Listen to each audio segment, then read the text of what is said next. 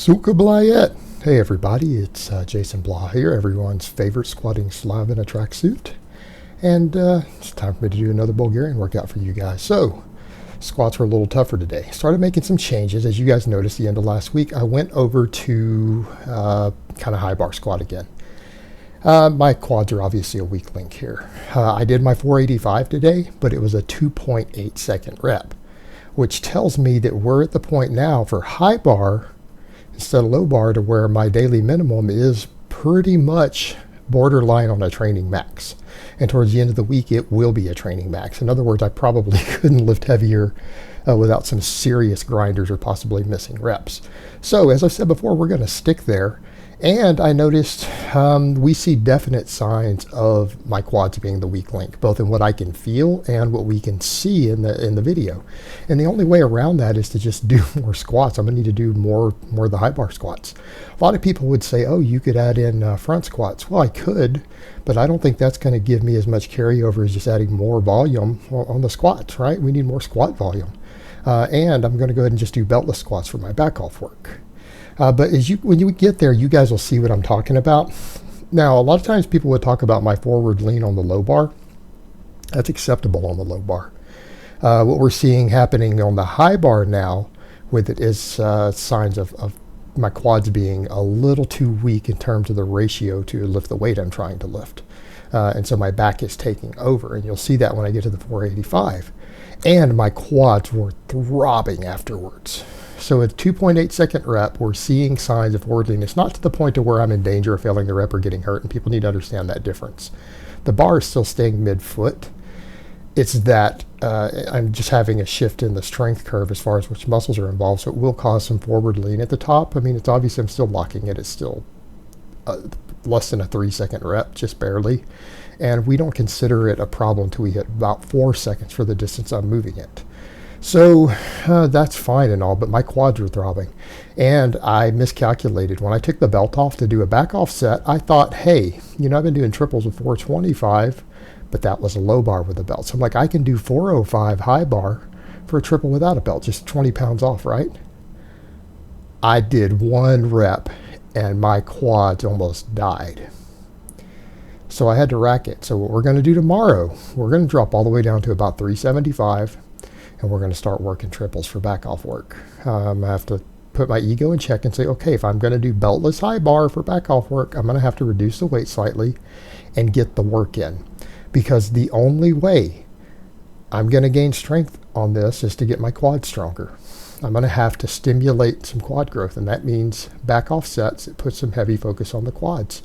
And if I've got to reduce another 20 or 30 pounds off the bar to do that, then that's what I have to do. I'm going to stay heavy on the single. We're going to hit that training max every day. But the back off squats, they're going to have to be a little bit lighter. I'm going to have to just suck it up, princess. That's all you can do. But that's what I have to do. That is where I have to go with my squats if I want to improve further from here. I've gotten about all I can get, unless I don't mind waiting 6 months to add weight to the bar again. I've pushed out all I can get out of doing one single every day. I've put 80 pounds on the squat, 80 pounds on my daily minimum by doing that in about 3 months. That's a good run of it. Now I have to increase work capacity. I'm going to have to hypertrophy my quads, and that means back off triples. So we're going to start working towards doing one back off triple. And it already sucks. I mean, the back off work is leaving my quads throbbing, particularly after going to high bar, having to soak them in hot baths, put the massager on them. But I have the benefit of being a professional YouTuber at this point. I have the free time to recover, to rest, to take the hot baths. So I'm in an advantaged situation to where I can just suck it up and do it. And a lot of you guys out there, I want to remind guys, doing what I'm doing entirely for people with full-time jobs, careers, things like that, this may not work for you. You might need to scale it back a bit.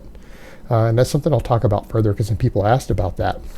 I mean, doing 5 exercises a day might be too much. You might need to do just 3 exercises and only 5 days a week instead of 6. I've got the benefit of the recovery time, and I'm going to utilize that. In other words, at this point, the only excuse I have to fail on this system is just not being willing to put in the work. That's it. That's the only excuse I have, unless I get hurt, which I'm trying not to. So at this point, that's all we can do. I'm going to have to put in the work. I'm going to have to build the work capacity. All right, I've built the ability to hit singles. Now we need to do the back off work and start building work capacity. What's that going to do for me? That's going to build my squat, and that's going to build my bench press back up. Like I said, it's going to be a couple more weeks before I start doing it on the bench press. I need to get used to doing it on the squats. I'm doing it on the overhead press, and then we're going to rotate in and start adding bench volume too. Then we'll see my bench press start creeping up. And of course, the deadlift's going to just keep going up with me doing this hook grip stuff. And I've got plans for how I'm going to structure all this coming up over the next couple months. You guys will stay tuned for that. I'm not going to give it all away here, but there's going to be a slight alteration in my days a bit, particularly once the deadlift starts getting stronger and I'm adding volume work to the bench. I'm going to do some different stuff on some of my days. But I'm doing a little extra mobility and other stuff right now too to get ready for some of that, because I do have some mobility issues. Left side, I feel like I've got some mobility issues in my hips that need to be worked on, as far as my different things going on with pulls and everything else. So some of that needs to be addressed, and I'm addressing all that. But definitely that left bicep, left shoulder. But by the way, the pain is completely gone. Me just going back to high bar after doing all that mobility work, the pain is gone, but I still need to continue to work on it every single day because I don't want to be in pain. By the way, we went up a little bit. That's another 10 pounds up on the deficit deadlift. And we'll just keep it adding 10 pounds, although that did leave my skin a little chafed on my thumbs with that hook grip. It's still a little uncomfortable, but you know, it's all good. What I may do is just put like some Neosporin over them tonight or tomorrow if they're still bothering me, and wrap bandages over them and let them, it hardens up the calluses and causes them to heal really nice, and you start to blister a little bit from deadlifting in general. It works on your hands, but it works particularly well on things like thumbs and fingers. So I'll probably do that to harden that up. But yeah, the deadlift is obviously going to go up every week. But yeah, there'll be some changes I make because it's time to start improving my work capacity. It's time to start bringing up the volume while maintaining the integrity of the system, because that's how this system works. When you start to need it, you start adding in back off work and you maintain the heavy singles.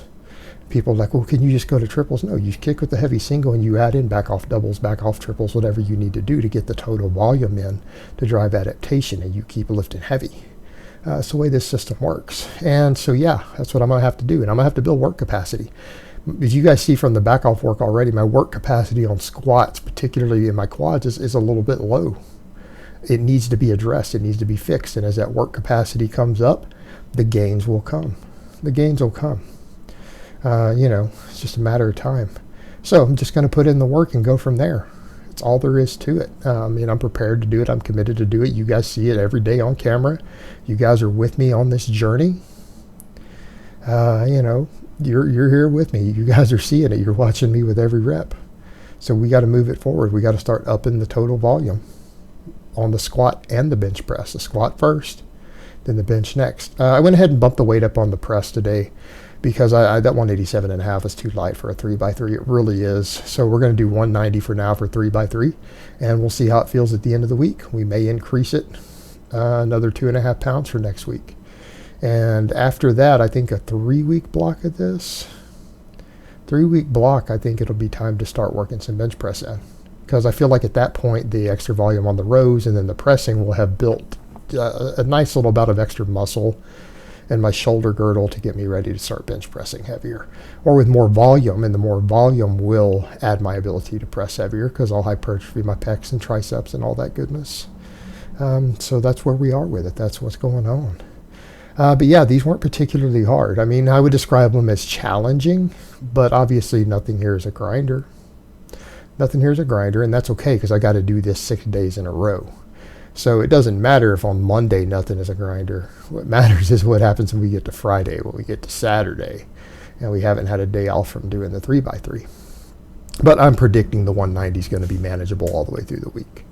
I think it's going to be knocked right out. We're not going to have a problem. So that's going to give me 18 triples on the press this week. Now, see, now we're getting to a respectable amount of volume, right? We're getting to a respectable amount of volume to put some size on. And that's what we got to do. So that's the direction I'm going to go with that. And yes, there will be a time coming up where I will only press 1 day a week so that I can do a lot of volume benching for my back off work on the other 5. So that will be coming eventually. We're not there yet. All right, guys, but that's really all I have to say on that today. I hope it's been informative, and I will talk to you guys next time.